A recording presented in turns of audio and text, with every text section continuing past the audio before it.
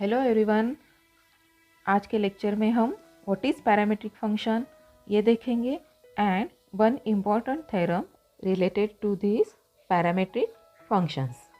So let's get started. First, let us see what do you mean by parametric functions. So for that we consider let x is equal to f of t and y is equal to say g of t. ठीक है. तो यहाँ पे x is a function of t and y is a function of t. ठीक है. यहाँ पे हमने क्या किया है, x and y are expressed as a function of some variable. यहाँ पे हमारा वेरिएबल कौन सा है, t.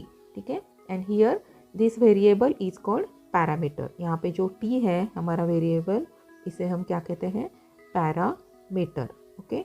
And these equations are said to represent parametric functions. तो यहाँ पे जो दो इक्वेशंस हैं, ये दो equations x equal to f of t and y is equal to g of t. So these equations are said to represent parametric functions. Okay.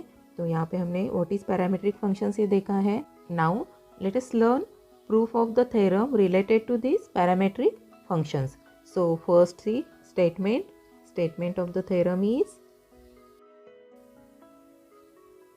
if x is equal to f of t and y is equal to g of t are differentiable functions of t, then dy by dx is equal to dy by dt upon dx by dt, where dx by dt is not equal to 0. So this is our statement. तो चलो student, अब इसे prove कैसे करना है ये हम देखते हैं. So proof.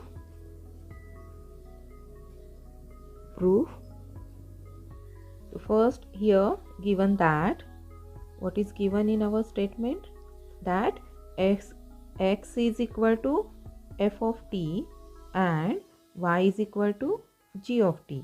ठीक है.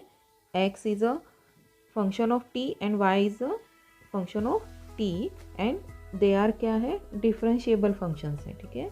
ये दोनों कैसे हैं, डिफरेंशिएबल फंक्शंस हैं. तो हमने यहाँ पे फर्स्ट लिखा given that x is equal to f of t and y is equal to g of t. Now students, इसके पहले हमने दो थ्योरम्स प्रूव किए थे. तो दोनों में हमने क्या लिखा था, delta x with the small increment in x. तो अब यहाँ पे आपको क्या करना है, ये थर्ड थ्योरम में हमें पैरामेट्रिक फंक्शन के थ्योरम में हमें डेल्टा t स्मॉल इंक्रीमेंट हमें कंसीडर करना है. ठीक है. सो यहाँ पे हम लिखते हैं let delta T be the small increment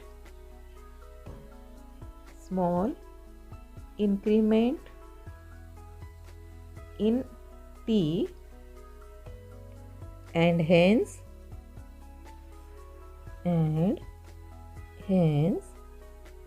delta x and delta y be corresponding increments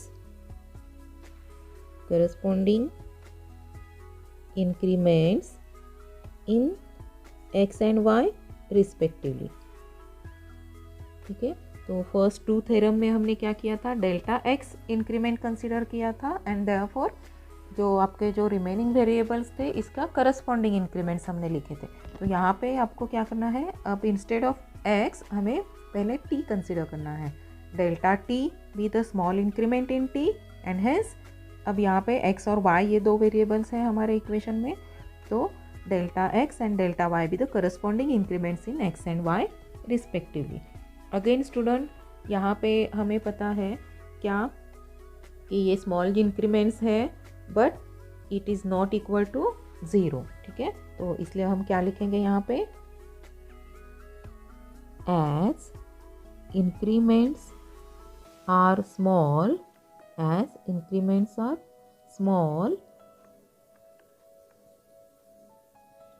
delta t not equal to 0, then delta x not equal to 0 and delta y not equal to 0, and therefore as delta t tends to 0, delta x tends to 0 and delta y tends to 0.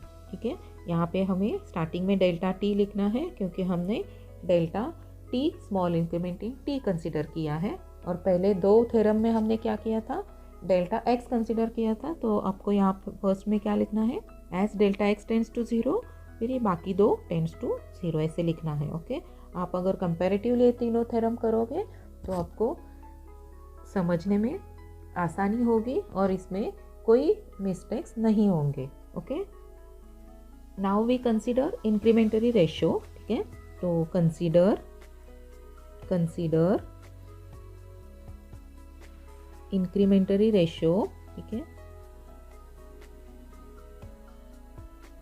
इंक्रीमेंटरी ratio, कौन सा ratio consider करेंगे हम, तो delta y upon delta x consider करेंगे। ठीक है, तो यहाँ पे देखिए हमें प्रूव क्या करना है, ये इक्वेशन हमें प्रूव करना है, और ये क्या है, dy बाई डी एक्स है, तो इसलिए हम क्या करेंगे, यहाँ से delta x by delta y ये इंक्रीमेंटरी रेशियो कंसीडर करेंगे, और राइट साइड में जो टर्म है ये क्या आएगा फिर, delta y upon delta t upon delta x upon delta T.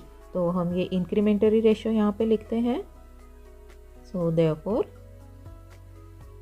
इंक्रीमेंटरी ratio क्या है, delta y upon delta x is equal to delta y delta upon delta t upon, sorry delta t लिखना है यहाँ पे हमें, delta t upon delta x upon delta t. ठीक है, तो ये हमने इंक्रीमेंटरी रेशियो कंसिडर किया है, और यहाँ पे रेशियो क्यों लिया है, because delta x upon delta t is not equal to zero. Okay, तो अब हम क्या करेंगे, taking limits as delta t tends to zero on both sides.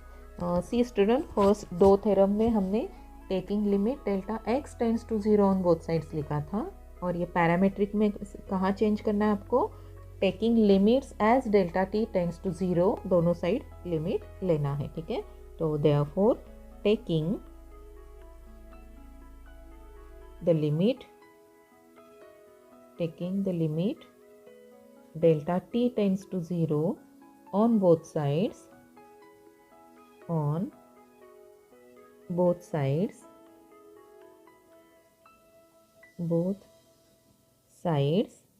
ठीक है, तो चलो हम ये जो इक्वेशन हमने यहाँ पे लिखा है इसके दोनों साइड पे डेल्टा t टेंड्स टू 0 ये लिमिट यहाँ पे लिखेंगे। ठीक है, तो therefore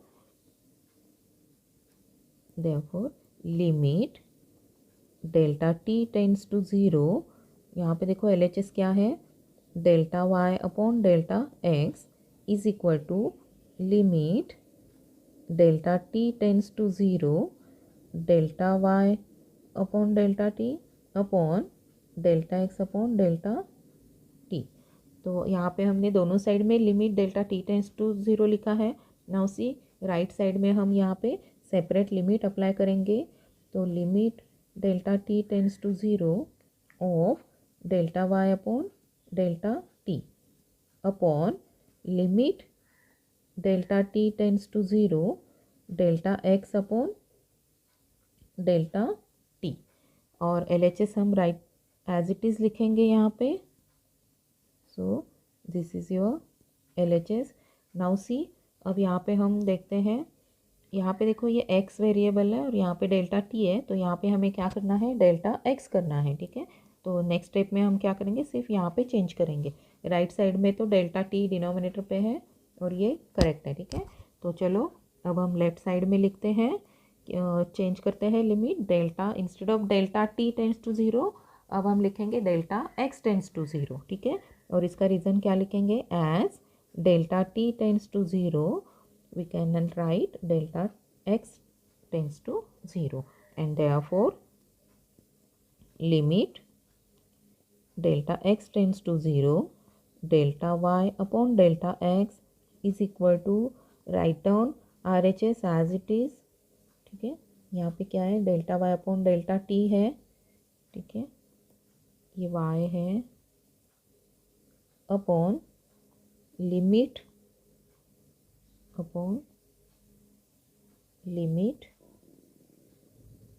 delta t tends to 0 delta x upon delta t. Now see student, अब यहाँ पे हमें क्या गिवन है, x is a function of t and y is a function of t, और ये कैसे है, दोनों भी डिफरेंशिएबल फंक्शंस हैं, ठीक है। एंड देयरफॉर ये क्या होगा, राइट साइड के जो दोनों लिमिट्स हैं, ठीक है, ये दोनों लिमिट्स ये क्या है, एग्जिस्ट होंगे, और इसे हम क्या करेंगे, ये equal to d y by d x लिखेंगे, और डिनोमिनेटर वाला क्या आएगा, d x by d t, ठीक है। ये ऐसे क्यों लिख सकते हैं, क्योंकि यहाँ पे जो फंक्शंस हैं ये क्या है, डिफरेंशिएबल फंक्शंस हैं, और इसलिए इसका लिमिट क्या है, एग्जिस्ट होता है, और ये फाइनाइट होता है।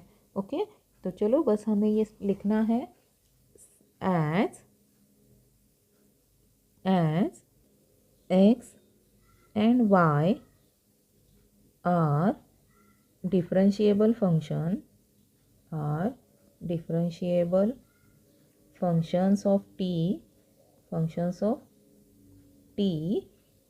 लिमिट कौन सा है, देखो limit delta t tends to zero, पहले न्यूमरेटर वाला पार्ट में यहाँ पे लिख रही हूँ, डेल्टा टी ये क्या होगा, d y by d t, and अब ये डिनोमिनेटर वाला लिमिट हम यहाँ पे लिख रहे हैं, delta t tends to zero, delta x upon delta t is equal to d x by d t, ये क्या है, एग्जिस्ट एंड फाइनाइट। ये दोनों लिमिट कैसे हैं, exist and finite, so therefore we write here exist and finite. Okay, तो इसलिए हम क्या करेंगे, अब ये दोनों वैल्यूज़ हैं, ये दोनों टर्म्स हैं, ये हम हमारे इस इक्वेशन में सब्स्टिट्यूट करते हैं। So say I will write this as equation number 1, ठीक है, इक्वेशन 1 में हम सब्स्टिट्यूट करते हैं। So write down L H S as it is, so therefore limit delta x tends to zero, delta x tends to zero, delta y upon delta x is equal to, अब यहाँ पे देखो ये क्या है, limit है, see this limit delta y upon delta t, तो ये हमने यहाँ पे लिखा है, और ये इक्वल टू क्या है, d y by d t, ठीक है। तो इसलिए हम यहाँ पे लिखेंगे d y by d t upon, अब अगेन सेम देखो यहाँ पे ये डिनोमिनेटर वाली टर्म है, ठीक है, और ये यहाँ पे हमने लिखा है, और this is equal to d x by d t, तो बस अब हम यहाँ पे लिखेंगे, so d x by d T.